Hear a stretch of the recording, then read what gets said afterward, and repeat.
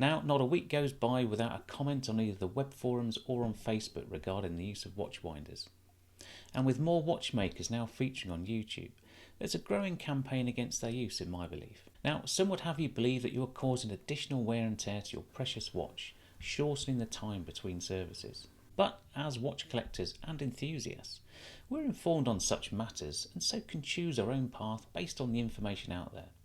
So, are they good, bad, or just plain unnecessary? Well, I have 3 watch winders lined up here to talk about, and I'll be using the market leader Wolf as the benchmark, where I have one I bought myself a few years ago and one that came with a watch I purchased last year.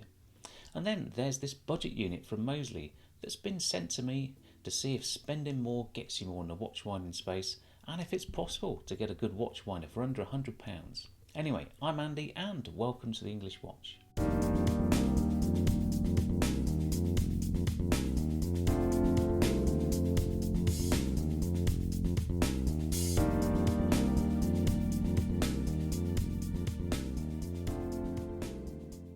Now, this channel is about me and my watch collecting journey, an amateur enthusiast with an eye for detail, helping like-minded individuals like you start your watch collecting journey. Now, if you like this video, please give it a thumbs up and why not subscribe? Now, I'm not sure how I rank on the old YouTube algorithm, so showing your appreciation by simply liking this episode will make a huge difference and help me reach more watch enthusiasts. Now, don't forget you can use the thanks button to give additional support should you wish, and you can also find links to my affiliate sites all in one place where there's an option to buy me a virtual coffee also. I'll leave a link and a 10% discount code for the Mozsly winder below, where you can also find links to the Wolf winders on my Amazon store. So let's get the big question out of the way first. Will a watch winder damage my watch? Well, I'm no watchmaker, so this is from me, an engineer by profession. And if you're going to buy a watch winder, I would advise you get one that limits the turns per day, as these test units do. Now that way your watch gets time in the day to relax and unwind the mainspring as it would sat on your dresser overnight. Now, some of the really cheap ones out there just wind and wind.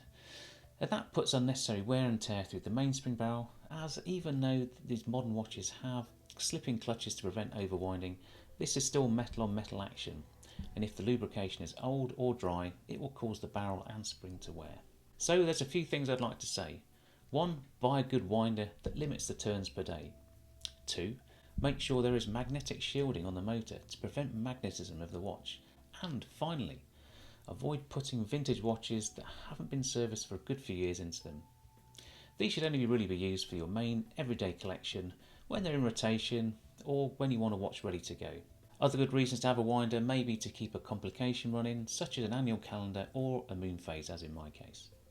Now, winders aren't for everyone, and some like to interact with their watch and bring it back to life after laying dormant for a while before bringing it back into rotation.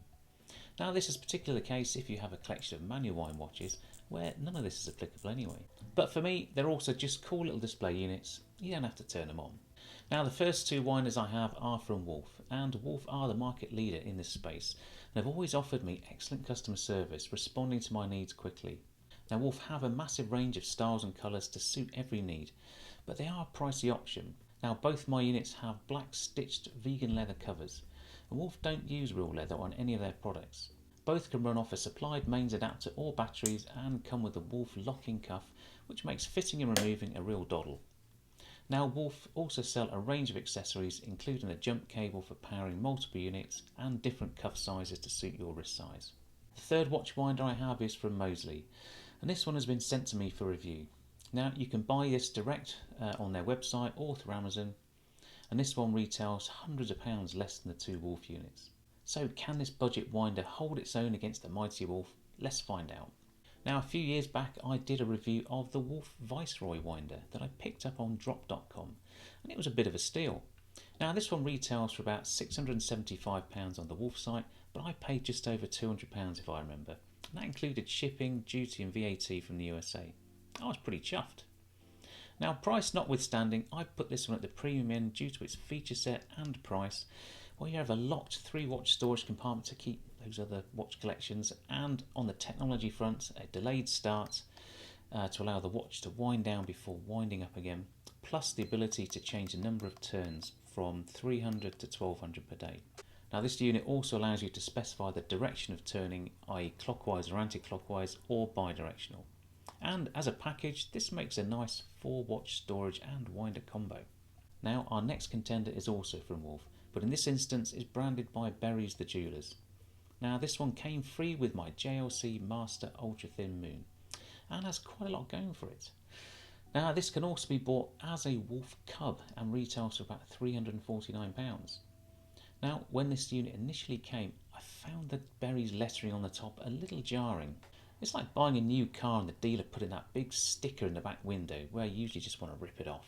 But over time I don't mind so much, and given they offer excellent customer service, it's a nice little reminder, and I'm sure that's what their intentions were also.